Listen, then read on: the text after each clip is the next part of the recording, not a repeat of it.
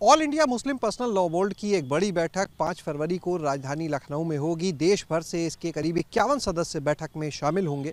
हमारे साथ में इस समय बोर्ड के एग्जीक्यूटिव मेंबर मौलाना खालिद रशीद फरंगी बहली साहब हैं। उन्हीं से बातचीत करेंगे क्या एजेंडा होगा इस बैठक का। मौलाना साहब, क्या एजेंडा होगा इस बैठक का?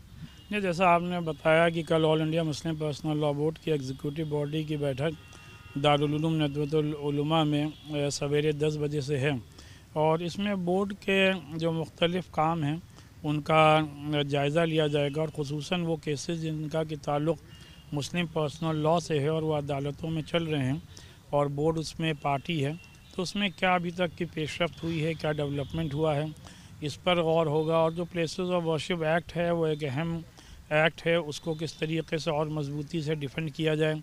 प्लस हमारे यहाँ जो इस्लाह माशरा यानी रिफॉर्म इन सोसाइटी की तहरीक चल रही है, इन तमाम बातों पर गौर किया जाएगा। और ये भी ज़रूरी है कि ये एक रूटीन मीटिंग है जो हर साल रमज़ान से पहले बोर्ड करता है। मौलाना साहब, देखिए तमाम तरह के और भी मुद्दे हैं जो इस समुदाय से समाज से जुड़े हुए हैं, चाहे वो अभी हाल फिलहाल में पिछले दिनों मदरसे का एक मुद्दा काफ़ी गर्म रहा, या इस तरह के जो मुद्दे हैं क्या उनको भी चर्चा का विषय बनाया जाएगा इस बैठक में?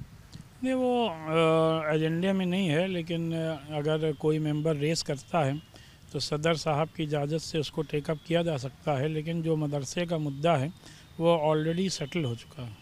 अगर बात करें मौलाना साहब, ये जो एजेंडे की आपने बात की, जो तमाम मुद्दे हैं जो पेंडिंग हैं उन पर बात होगी, कुछ खास ऐसे मुद्दे जानना चाहेंगे जिन पर आप लोग बात करने वाले? देखिए, पर्सनल लॉ बोर्ड का जो दायरा है वो सिर्फ यही है कि हम मुस्लिम पर्सनल लॉ को अपने मुल्क में किस तरीके से उसको बाकी रखें, किस तरीके से उसको डिफेंड करें, किस तरीके से आवाम को इस बात के लिए उनके अंदर बेदारी पैदा करें कि जो इस्लामी शरीयत ने आपको हुक्म दिया है उनको किस तरीके से अमली जामा पहनाएं। और बोर्ड की एक ये भी तहरीक है कि मुसलमानों को इसके लिए तैयार किया जाए कि अपनी शादियों में बेटियों को जहेज़ ना दे करके, बल्कि जो प्रॉपर्टी में उनका हिस्सा है, जो शरीयत ने उनका हिस्सा मुकर्रर किया है, वो बेटियों को दिया जाए बजाय दहेज देने के। ये जो आपने दहेज वाला मुद्दा बताया, बहुत अच्छा एक सामाजिक मुद्दा भी है, इस पर पहले भी चर्चा हुई थी, तो यानी कल के एजेंडे में भी इसको आप लोग लेके आ रहे हैं?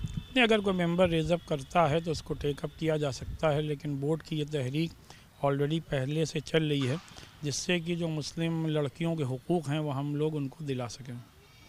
शुक्रिया। तो ये थे हमारे साथ मौलाना खालिद रशीद साहब, जिन्होंने बताया कि किस तरह से जो तमाम मसले हैं, जो तमाम एजेंडे हैं मुस्लिम पर्सनल लॉ बोर्ड से जुड़े हुए, शरीयत से जुड़े, उनको इस बोर्ड की बैठक में लाया जाएगा। एजेंडे के अलावा कुछ और ऐसे मुद्दे भी होते हैं जिनको सदस्य अगर कोई रेस करना चाहता है तो उन्हें भी वहाँ पर अध्यक्ष की इजाज़त से चर्चा की जाएगी। कैमरा सहयोगी राजू के साथ शैलेश अरोरा, ABP गंगा, लखनऊ।